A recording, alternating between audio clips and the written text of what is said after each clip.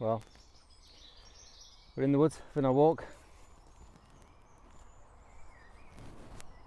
Someone walks around these woods and picks ivy and makes them into wreaths.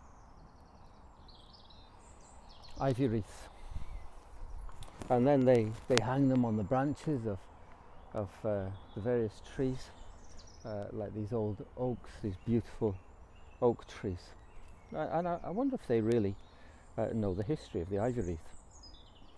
The history of the ivy wreath, unlike the oak, which was always associated with the king, was always associated with traitors, because ivy have no power of their own, do they? They are usurpers. They only thrive and grow because of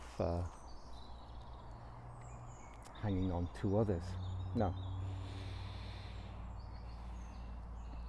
an example of the ivy wreath being a traitor's crown is a fellow called Llywelyn the Last, Llywelyn ap Griffith, and he was living around, he died in 1277, so it's quite a long time ago. He was probably the last potential king or strongman of Wales. Him and his family were very dominant during the reign of Edward I. And Edward I was very hungry, and he wanted not just England, but he wanted Wales as well.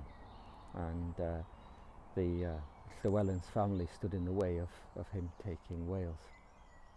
And Llywelyn aggravated things by wanting to marry Eleanor de Montfort. Eleanor de Montfort was the king's cousin, and King Edward considered this to be a run on his crown. But Llywelyn married her anyway.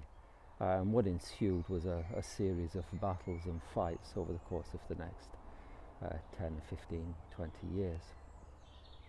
Now, it all came to an unhappy conclusion for Llywelyn in Builthwells on December the 11th, 1277, where, surrounded by the army of King Edward, he was killed and his head was severed from his body.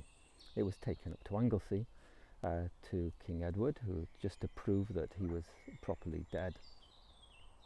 And then it was taken to London, and it was displayed in the Tower of off the Tower of London. 15 years later, people said that his head could still be seen there.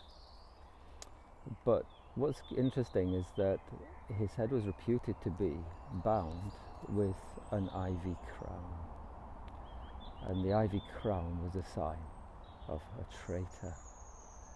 Now, we read of a different kind of crown in the Bible, and a king who was considered unfit to rule. But we read of him in Mark. Mark tells the story, Mark 15. And the soldiers led Jesus away to the palace, and they called together the whole company of soldiers.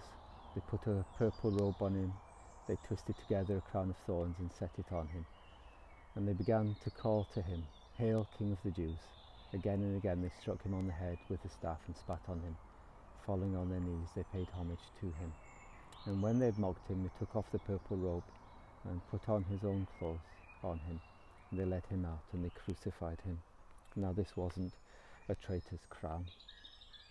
This was a thorn crown, and it was to designate that it was to cause him great pain, but it also revealed a great truth, that he had come into this world not for an easy life, but to die.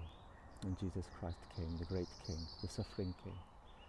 He was considered a usurper, but he was the King of Kings, and he came to die so that he could save us.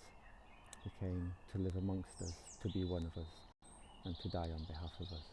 Well, do you know him? And are you trusting him and his work? From me, my little friend, rooting around the woods, found something in a muddy hole today. Whoopee.